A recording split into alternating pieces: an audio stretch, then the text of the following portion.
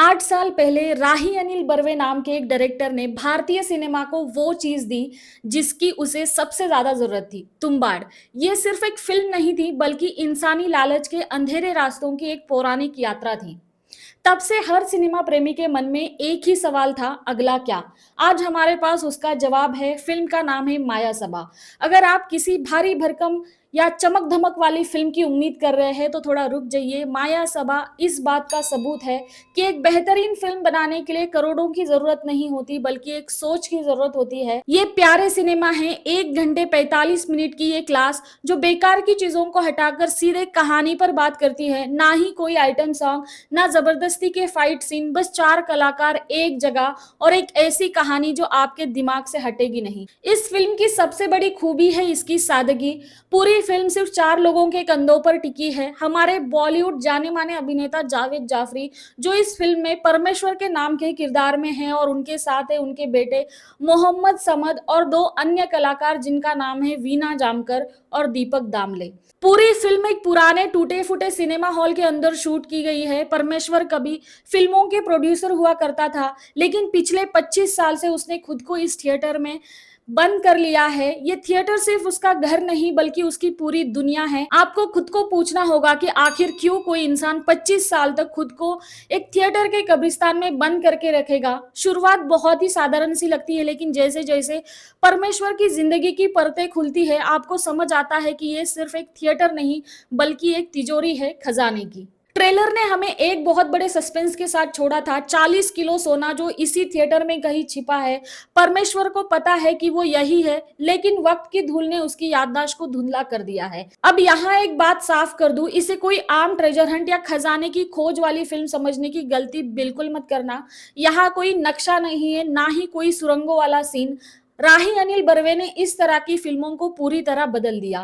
किरदार भले ही सोना ढूंढ रहे हो, लेकिन ये फिल्म असल में उन किरदारों को ढूंढ रही है। ये आत्मा की तलाश है। सोना तो सिर्फ एक जरिया है इन 4 लोगों को उस कमरे में लाकर उनके असली चेहरा दिखाने का। सोना एक जरिया है, लेकिन असली खजाना इमोशनल रोलर कोस्टर है जिससे ये किरदार गुजरते हैं। टेक्निकल रूप से यह फिल्म एक चमत्कार है। इसकी सिनेमेटोग्राफी पिछले कई सालों में देखी गई बेहतरीन फिल्मों में से एक है। फिल्म एक ही जगह पर शूट की गई है, लेकिन आपको कभी भी घुटन महसूस नहीं होती बल्कि आप उस माहौल में खो जाते हैं। और फिर आता है वो रहस्यमयी धुआं। पूरी फिल्म में हर जगह धुआं फैला है। पहली नजर में ही आपको लगेगा कि यह सिर्फ माहौल बनाने के लिए है, लेकिन राही अनिल बर्वे इतने साधारण डायरेक्टर नहीं है। इस धुएं का राज परमेश्वर के डायलॉग में छिपा है।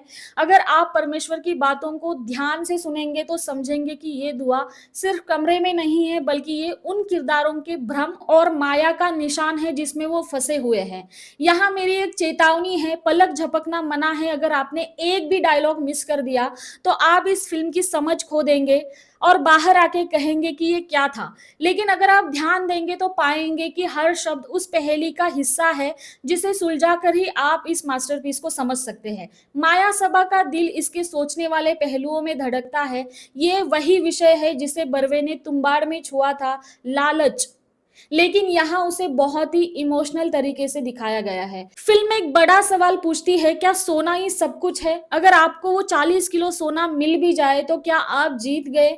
बर्वे हमें समझाती है कि पैसे और चीजों से कई ज्यादा इमोशंस होते हैं, जैसे कि प्यार, परवाह और इंसानियत।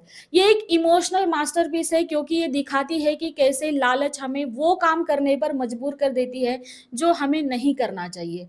सोना किसे मिलता है, वो कहाँ छिपा है, ये मैं आपको नहीं बताने वाली हूँ। ये वो राज है जिसे आपको थिएटर के अंधेरे में खुद ही खोजना होगा। अंत में माया सबा ऑडियंस को 2 हिस्से में बांट देती है। पहले वो लोग जो इसे एक मास्टरपीस मानेंगे, वो लोग जो सिनेमा की भाषा समझते हैं और जिन्हें पता है कि सादगी में कितनी गहराई हो सकती है। दूसरे वो लोग हैं जो शायद समझ ही ना पाए, जो शायद किसी डायलॉग को सुनने में चूक कर दे और इसे एक साधारण सी कहानी समझकर नकार दे। लेकिन मेरे लिए ये film 5 out of 5 star deserve करती है। ये एक ऐसा सिनेमाई रत्न है जो साबित करता है कि अनिल राही बर्वे सिर्फ एक डायरेक्टर नहीं बल्कि एक जादूगर है। उन्होंने कम बजट और 4 कलाकारों को साथ मिलाकर सिनेमाई सोना बनाया है। मेरी सलाह है कि इस फिल्म को देखने के लिए ओटीटी का इंतजार बिल्कुल ना करें। ये फिल्म बड़े पर्दे के लिए बनी है, जहां परछाइयां गहरी हो और धुआं असली लगे। तो जाइए और माया सबा का जादू महसूस कीजिए। अगर वीडियो पसंद आया हो तो लाइक कीजिए, दोस्तों के साथ ज्यादा से ज्यादा शेयर कीजिए और चैनल को अभी तक सब्सक्राइब नहीं किया है तो जल्दी से सब्सक्राइब कर लीजिए, ताकि ऐसे नए रिव्यू आपके पास आते रहे। मैं मिलती हूँ आपको अगले वीडियो में एक और नए रिव्यू के साथ। तब तक के लिए स्टे सेफ, स्टे हेल्दी।